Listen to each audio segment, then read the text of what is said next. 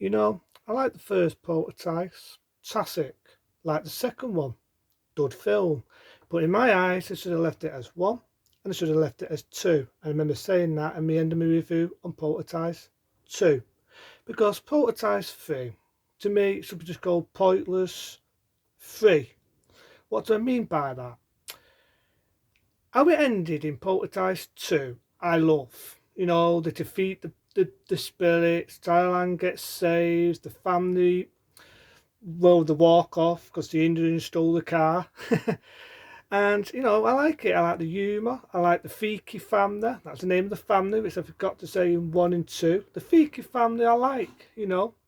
They were funny, they were wacky, they were your typical American family, right? On the other hand, this one wasn't wanted, wasn't needed, and it was pointless because it made everything what the Fiki family went through in number 1, what they went through in number 2, pointless. Made it pointless.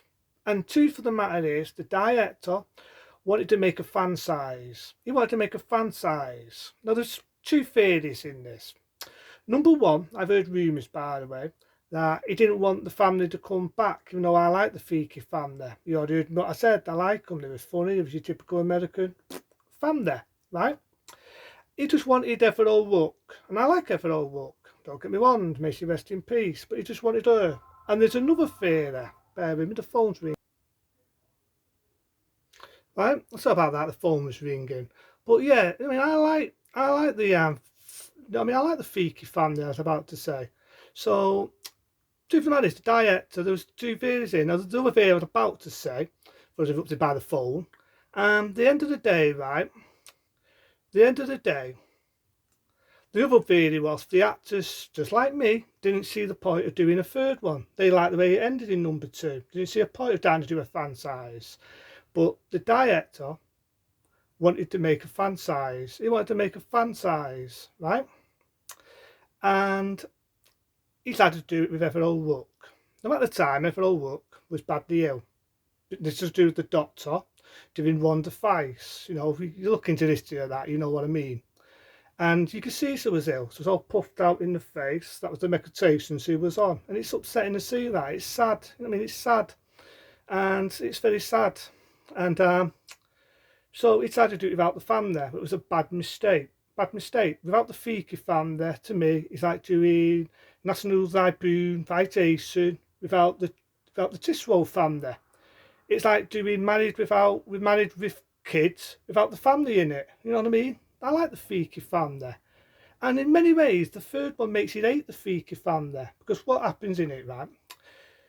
You've got Tara Ann now, and she's moved to the state of New York to meet her auntie. Her auntie, I never knew that they had an auntie. Wasn't mentioned in 1. Wasn't mentioned in number 2. But suddenly she's got an auntie, right? And it turns out the mum and dad have left her there. But it makes you hate the Fiki family. It's like all the shit she went through in 1 and 2. Why the hell would her mum, Tara Ann's mum and Tara Ann's dad dump her to somewhere else? And she's seeing a psychiatrist. Now this psychiatrist is hateful, he's stupid, he's dumb.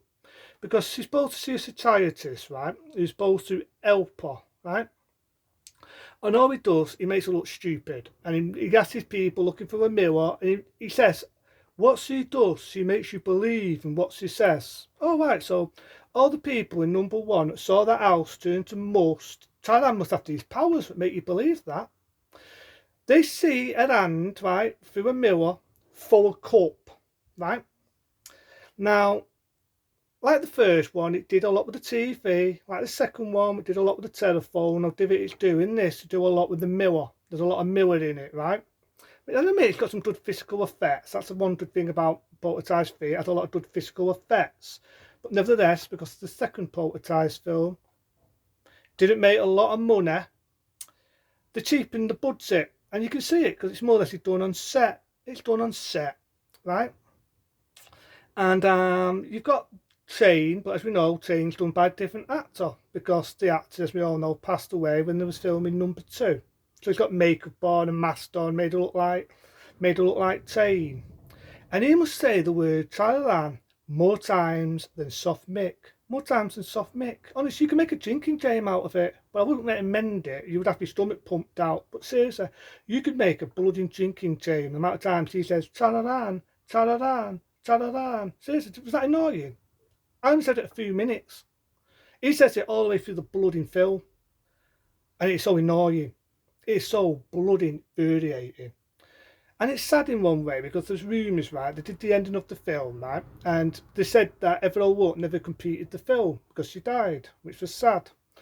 And that's actually not true because it was an altered ending. What they used, they had a different ending, right? So there was a scene in the original ending where Everall Wood was with her uncle, a grandma, well, a grandma, do I get it right, Spencer? You know, her aunt, his husband, right, and so on, right, and she wraps her arms round him, and it has a happy ending, right.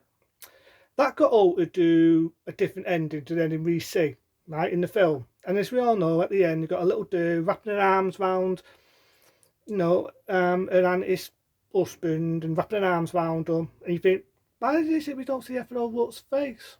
Obviously, because it weren't her. They used a different little dude to do that because we all know she passed away before the film was completed, right? And it pisses me off because the director's never shown that ending. He's never shown it. He just says there was no ending. There was. You can look it up on the internet, look it up on YouTube. There was that frigging ending. Now, Nassie Lateen, if I can pronounce her name, she's in this more or less than what she was in number 2. And she whinged about that. I said, I was not in number 2 a lot.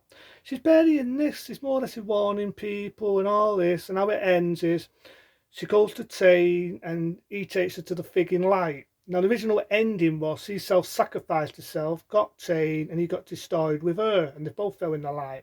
And how it originally ended was Talaran, like I just said, was in the morning, in the building, and had a happy ending until we get the ending we see. And another bit I didn't like was they got one lad in it, right? He gets transferred and he's in limbo. And you never see him at the end of the frigging film. So it's like, oh, that's nice. So he's still in frigging limbo land. And there's bits in it, it jumps here and there, you know what I mean? There's bits where it's so misunded, it's mixing me up, it confuses my brain because the way it's directed, it's so poorly directed. And I think at the time, the director wanted to make it more scary, more frightening, and all this, and it just didn't whoop, didn't gel. Old word for me, but didn't gel because it just didn't frighten me. You know what I mean? You can make a drinking time, that time's going to be a Talaran. You can make a drinking time on the Boohoo stairs. The only decent bit in it is that scientist, the one who got on my tits, the one who's supposed to be a psychiatrist, so he's there saying, she makes you believe what you want to see.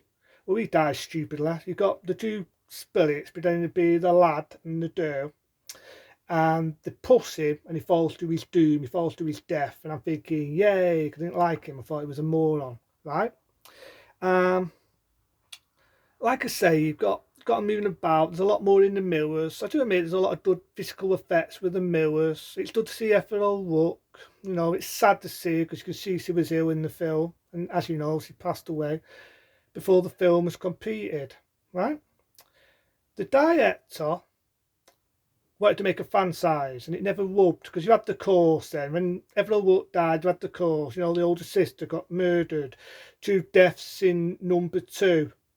And in this one as well. So they said, oh, it's coarse, but I'm one of them. I don't believe in ghosts. I mean, I feel like the singer in Ghostbusters. I'm not afraid of no ghosts. I don't believe in ghosts. That's my right to believe that. Unless I see a headless ghost come up to me. Oh look, hang on a minute. Hang on. I've just seen a ghost. It's the ghost of Elvis Presley. See what I'm getting at? Unless I see ghosts, unless I see aliens, then I believe. The only ghosts I believe in ghosts are in bloody films, right? So I'm not one who believes in sources and all that. People die every day. I mean, that's how I see it. I'm not being cold, I'm not being heartless. That's just me being honest. And you know, a lot of films do that. A lot of films where they've had a lot of deaths, it always gets that nickname, course. But I mean, that's just the way I see it. I don't believe in all that, right? But you know, the film did. It was aimed to be a course film, so they didn't make a fan size. They did, I believe, did do a series, but it never rubbed off. And they did the remake, which I'll probably one day do, and that would be just like the third one. It'll be a rant. It'll be a fucking rant because I hate the fucking remake. It was pointless. It wasn't needed. Just like this wasn't needed. Which is worse off? Well, I say the remake, because the actors, and I love doing it, unlike the original, which I call the Freaky Family, and I liked them, you get the wooden family in the frigging remake. So I'm going to give this 1 point, and I'm being fair here. I'll give it 1 point, but I'll give 2 because I do like the physical effects. So I'll give it 2 points. 1 for Ethel Rook because it was her last performance and it's very sad. And it's also sad you don't see the original ending with Ethel Rook. So I'll give it 2 because I like Ethel Rook. May she rest in peace. And I'll give the second one for the brilliant physical effects and what they do with the mirrors and all that. Right? But the director was no Steven Spielberg. They do have the same guy did the music for Child's Play, but wasn't as good as Child's Play. And it died of hysteria, but it was as hysteria as me having a fart in the wind. I'll have a few minutes silence for Ethel Rook though, because I like her. May she rest in peace.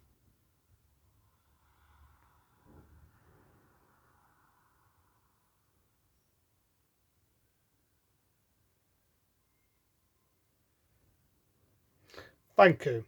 That was Ethel Rook, and I've been respectful there. That's why I'm giving it 2 stars. But the film, in my eyes, sucks ass. And it sucked that much it even bombed when it came out. So I wouldn't have loved a Poltergeist 3 because it made you hate the Freaky Family, what they did to Tara Dan. It made everything they went through in 1 and 2 pointless because Jane come back, had a stupid ending. Personally, just stick to 1 and 2. But if you do like Ethel Rook, fair enough. But be warned if you don't like the word Tararan. The only good thing that come out of Tararan is if you forget for one names, you definitely not forget the name Tararan because it gets drummed in your freaking brain the amount of times you hear it. Tararan, Tararan, Tararan. See you later.